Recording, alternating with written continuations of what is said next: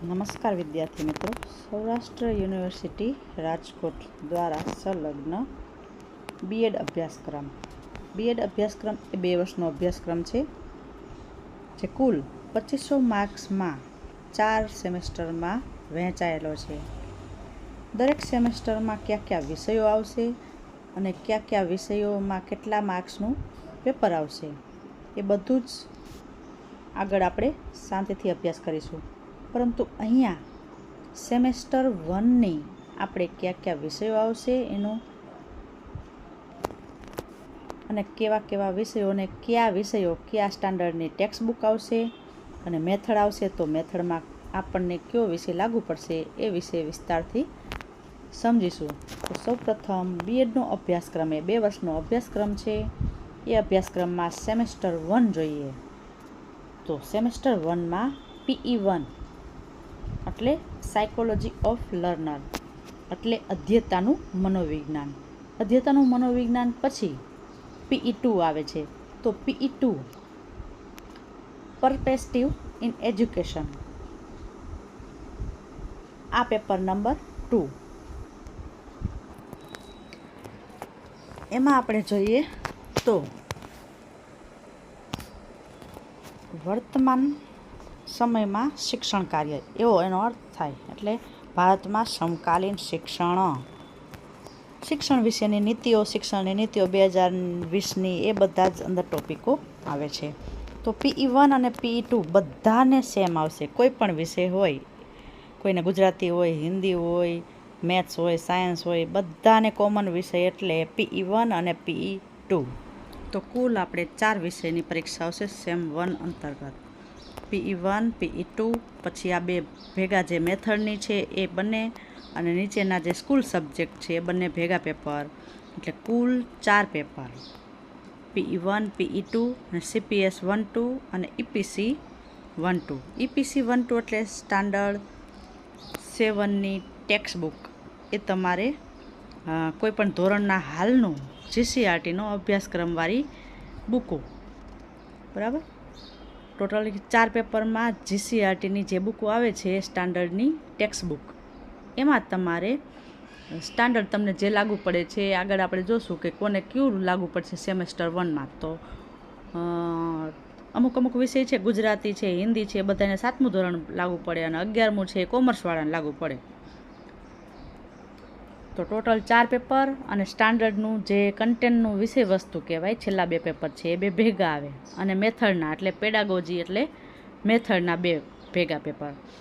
એટલે totally paper PE1, PE2, CPS બંને ભેગા અને EPC બંને ભેગા, એટલે ટોટલ 4 પેપર આવશે.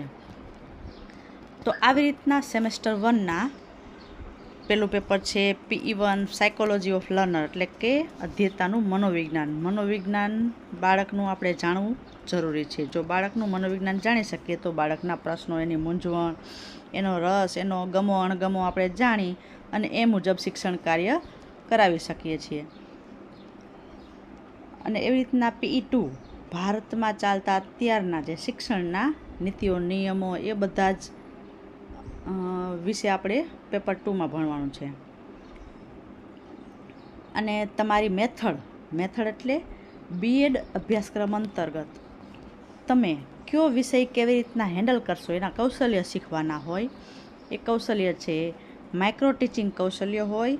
એના દ્વારા, એટલે કે તમે ક્લાસરૂમની અંદર પાઠ લેવા જાઓ છો, એ પાઠ 5 મિનિટથી માંડી અને 35 મિનિટ સુધીના કૌશલ્ય વિકાસ કરવા માટેની મેથડની બુક, એટલે કે તમારી પેડાગોજી 1 અને 2, બરાબર. આ પેડાગોજી 1-2 છે એ. પછી EPC જે છે એ તમારા સ્ટાન્ડર્ડની ટેક્સ્ટ બુક છે, ધોરણ 7 અથવા તો ધોરણ 11ની જે ટેક્સ્ટ બુક આવે છે એ. તો દરેક વિદ્યાર્થીઓને 2 વિષય, પેલો પોતાનો મુખ્ય વિષય અને બીજો મુખ્ય વિષય, બંનેની ટેક્સ્ટ બુકો આવશે અને બંનેની મેથડની બુકો આવશે. દાખલા તરીકે વિજ્ઞાન વિષય હોય તો વિજ્ઞાન વિષય એટલે CPS 1 એની મેથડની બુક, અને ગણિત વિષય હોય એનો ગૌણ વિષય, વિજ્ઞાનની બાજુમાં બીજો ગણિત વિષય, તો એનું ગણિતની મેથડની બુક. એવી રીતના EPC 1 એટલે વિજ્ઞાનનું 7મા ધોરણનું પાઠ્યપુસ્તક. એવી જ રીતના ગણિતનું 7મા ધોરણનું પાઠ્યપુસ્તક. એને અંતર્ગત આપણા સિલેબસમાં આવેલા ટોપિક વાંચવાના રહેશે, સેમ 1 અંતર્ગતના. તો દરેક વિદ્યાર્થી મિત્રોએ એ મુજબ જ તૈયારી કરવી, જેથી કરી અને બાળકો પોતાનો સિલેબસ મુજબ તૈયારી કરી શકે છે. તો હવે આપણે એના ફૂલ ફોર્મ જોઈએ. PE એટલે શું થયું? Perspective in education. PE એનું ફૂલ ફોર્મ છે. પછી CPS એટલે શું થયું? Curriculum and pedagogic study. તમારે મેથડ વિશેનો અભ્યાસ કરવાનો છે, એનો એવું ફૂલ ફોર્મ થાય કે અભ્યાસક્રમ એટલે કરિક્યુલમ એટલે એનો અભ્યાસક્રમ, અને પેડાગોજિક એટલે મેથડ.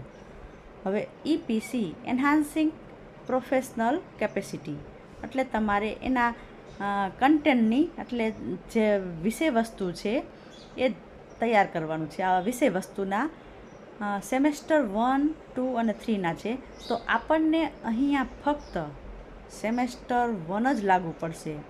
સ્કૂલ સબ્જેક્ટ જે ટેક્સ્ટબુકની આપણે વાત કરીને એમાં જો 1 થી અને 12 વિષય છે. ગુજરાતી, હિન્દી, સંસ્કૃત, અંગ્રેજી, ગણિત, વિજ્ઞાન, ઇતિહાસ, ભૂગોળ, નામાના મૂળ તત્વો, અર્થશાસ્ત્ર, વાણિજ્ય વ્યવસ્થા અને કમ્પ્યુટર. આ 12 વિષયમાં દરેક વિદ્યાર્થીઓને સેમેસ્ટર 1ના જે અભ્યાસક્રમ અહીંયા દર્શાવવામાં આવેલા છે એ જ લાગુ પડશે. તો ધોરણ 7નું ગુજરાતીનું પુસ્તક છે એ આખું હોલ લખેલું છે એટલે આખું, અને જેમાં સામે ટોપિક લખેલા છે એ એના ટોપિક મુજબ તૈયારી કરશે. વિજ્ઞાન અને ગણિતનો અભ્યાસક્રમ થોડો ચેન્જીસ છે, તો એમાં દરેક વિદ્યાર્થી મિત્રોએ ધ્યાન રાખવાનું. હવે ત્યાર પછી જોઈએ તો B.Ed અભ્યાસક્રમમાં આપણે ફૂલ ફોર્મ જોઈ લીધા અને 4 પ્રશ્ન જોઈ લીધા. તો અભ્યાસક્રમના જે સ્કૂલ સબ્જેક્ટ છે એના વિશે થોડુંક વધારે જોઈએ.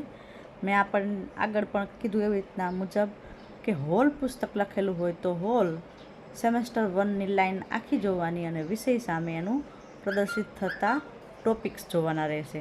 તો ગણિત હોય તો એના ટોપિક લખેલા છે, જો વિજ્ઞાન હોય તો એના યુનિટ 1, 2, 3 એવી રીતના લખેલા હોય. અમુક જો 2 નંબર નથી તો એવી રીતના તમારે ધ્યાન રાખવાનું રહેશે. આ અભ્યાસક્રમ જૂનો છે, પાછળ આપણને નવો પણ આપેલો છે, એના યુનિટ સરખાવી લેવા અને એ મુજબ તૈયારી કરવી. આના માટે તમને તૈયારી કરવા માટે ઓલ્ડ સૌરાષ્ટ્ર યુનિવર્સિટીના વેબસાઇટ પર ઓલ્ડ પેપરો જે તમને પ્રેક્ટિસ કરવા માટે મળી રહેશે, આગળના જૂના બધા જ, પરંતુ નવા અભ્યાસક્રમનું ગયા વર્ષનું એક જ થયેલું છે, જેથી એના મુજબ તૈયારી કરવી. કારણ કે પ્રશ્ન પેપરની જે રીત છે, પ્રશ્નની પૂછવાની બ્લુપ્રિન્ટ છે એની થોડી ચેન્જ થઈ છે, એટલા માટે બ્લુપ્રિન્ટ મુજબ તૈયારી કરવી. હવે આપણે નવો અભ્યાસક્રમ જોઈએ તો એમાં ગણિત અને વિજ્ઞાનને લાગુ પડે છે. નવા અભ્યાસક્રમમાં ચેન્જીસ થયા છે ગયા વર્ષે મેથ્સ અને સાયન્સના જે ચેન્જીસમાં. તો ધોરણ 7ના અભ્યાસક્રમ એનો નવો અભ્યાસક્રમ છે અને ગણિતનો નવો અભ્યાસક્રમ. તો યુનિટના નંબર આપેલા છે, એમાં આગળ પહેલાં બીજું ટોપિક નહોતું, હવે આમાં બીજું ટોપિક ઉમેરવામાં આવેલું છે. જો એવી રીતના 1 થી 10 યુનિટ છે, પરંતુ આમાં 6થો યુનિટ નથી, એટલું યાદ રાખવાનું વિજ્ઞાનમાં. અને ગણિતમાં જોઈએ તો પહેલું ચેપ્ટર જ નથી, એવી રીતના ત્રીજું પણ નથી. જે ચેપ્ટર આપેલા છે તમે જોઈ અને વિચારી અને વાંચન કરજો. તમારે જો યુનિવર્સિટીની વેબસાઇટની લિંક જોતી હોય તો ડિસ્ક્રિપ્શનમાં મળી જશે, જેના ઉપરથી તમે ઓલ્ડ પેપર ડાઉનલોડ કરી શકશો.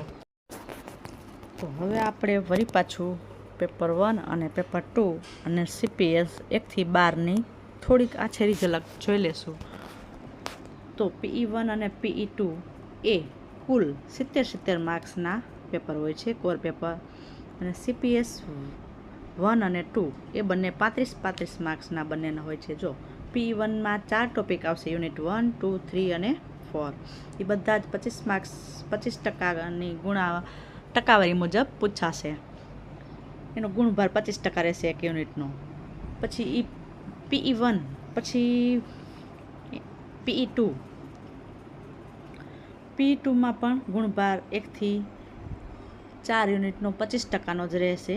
PE1ના 4 ચેપ્ટર અહીંયા આપેલા છે. પછી PE2ના પણ આપણે હવે ફક્ત CPCના નામ જ જોશું અને PE1 અને PE2નું થોડુંક નામકરણ જોઈ અને CPSના જોશું. તો PE2 પણ 4 યુનિટમાં આવેલું છે અને 4 યુનિટનો ગુણભાર 25% રહેશે. યુનિટ 1નું 25%, યુનિટ 2નું 25%, એવી રીતના બ્લુ પ્રિન્ટ આધારિત વાંચવો. હવે આના 4 યુનિટના તમારે 3 પ્રશ્નો હોય, લાંબા, મોટા, ટૂંકા અને MCQ ટાઈપ. તો દરેક પ્રશ્નો મુજબ વાંચજો ટોપિક. ત્યાર પછી આપણે જોઈએ, જો આમાં છે PE2માં અલગ અલગ ટોપિકો જે 4 છે 25%ના આધારે ગોઠવાયેલા છે. તો હવે જોશું આપણે મેથડની. જો CPS1 એટલે ગુજરાતી પદ્ધતિ, CPS એટલે મેથડની ગુજરાતીની બુક, પદ્ધતિશાસ્ત્ર.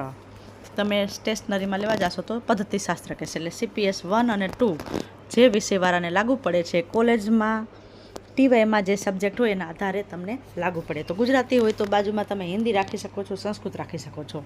એવી રીતના CPS2 આવા CPS1થી માંડી અને 12 સુધી હોય છે. તો CPS3માં સંસ્કૃત પદ્ધતિ. સંસ્કૃત એટલે ઇંગ્લિશનો ગૌણ વિષય પણ હોય અને અમુક વિદ્યાર્થીઓને મેન વિષય પણ હોય છે. હવે ઇંગ્લિશ મેન વિષય CPS4, ઇંગ્લિશ મેન વિષય હોય એને સંસ્કૃત મેન ગૌણ વિષયમાં રાખી શકાય છે.